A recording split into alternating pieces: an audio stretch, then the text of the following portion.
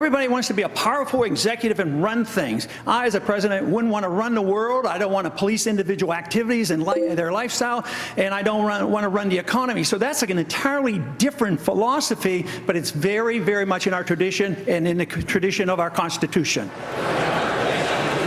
And welcome back to Sioux City, Iowa. Tonight, the GOP presidential hopefuls took to the stage, and they were outlining their visions for getting America back on track. And joining me now is the man you just heard from. That's Texas Congressman Ron Paul. How are you? Good to see you. Good to see you. Thanks for being with us. I noticed you never gave a full answer to, I think it was Megyn Kelly's question.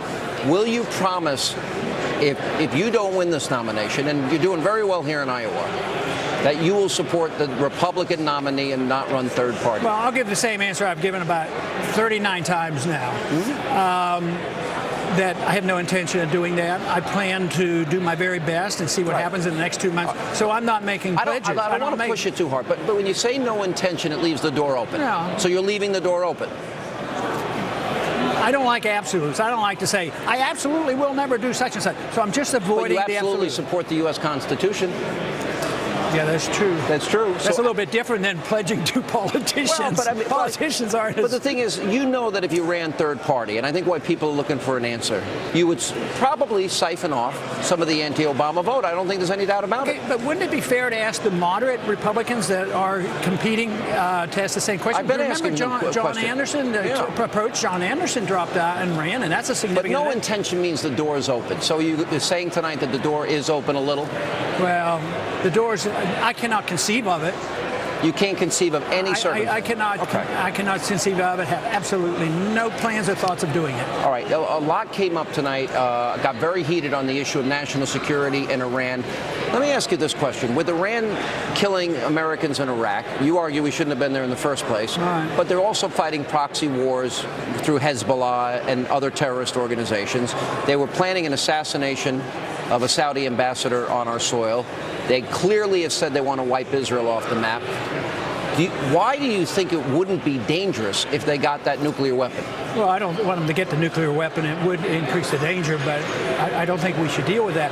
But as far as thinking that should be the whole issue, I think you're losing the point, because there are a lot of nuclear weapons around the world. As a matter of fact, those quotes about wiping Israel off the map, just as a favor to me, look it up and check the real interpretation. They talk about getting rid of the regime of those people in Jerusalem. I've gone back on numerous occasions.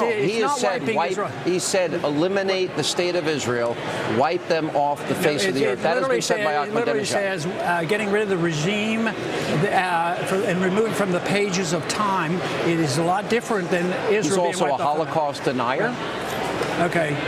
No, I think that they're acting in self-defense. Ehud Barak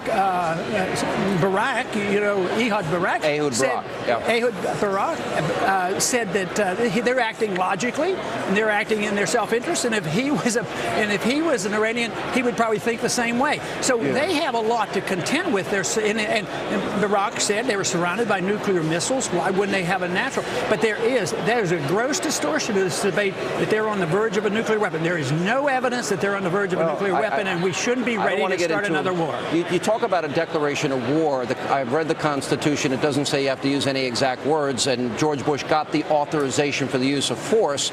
If you're going to use force, that seems to me to meet that definition. Yeah, but it was explicit to go after those responsible for 9/11, and I voted for it.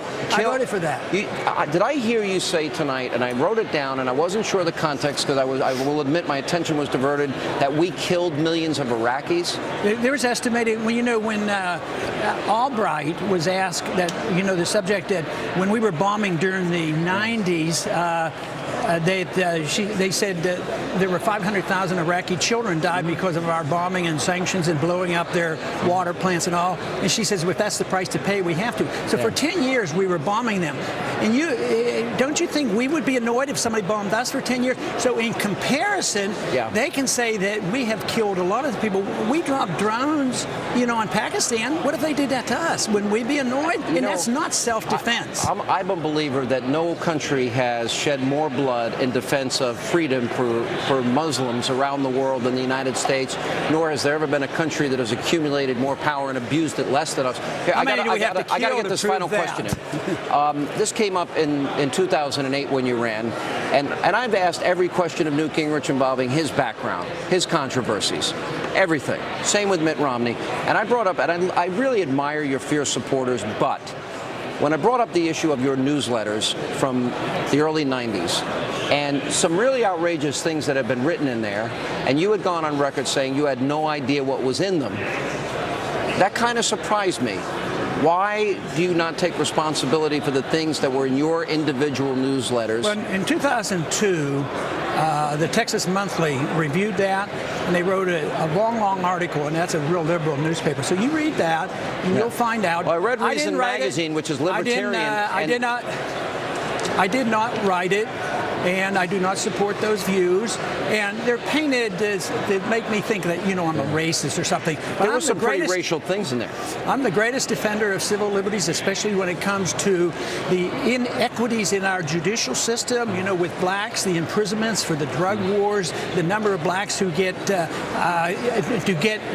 death penalty. I got to run. Let me ask you one last one. Do you know who did write it, and do you repudiate what was in your newsletter? I do not, and I don't believe anything of that stuff that they've quoted. Okay. How about tomorrow? Remember December 16th, the anniversary. The Tea Party. The Tea Party. Very important date. That is when the Tea Party movement was started 4 years ago. That's the modern Tea Party movement. And for all your supporters, I asked every other candidate questions of controversy as well. Good to see you, Mr. Paul. Take care. All right, hang on one second. And we still have lots more to come tonight as we are live in the Spin Room. We're in Sioux City, Iowa. Tonight, coming up next, Texas Governor Rick Perry is here. And then later, we'll check in with Congresswoman Michelle Bachmann, who was on the offense tonight. That and much more straight ahead.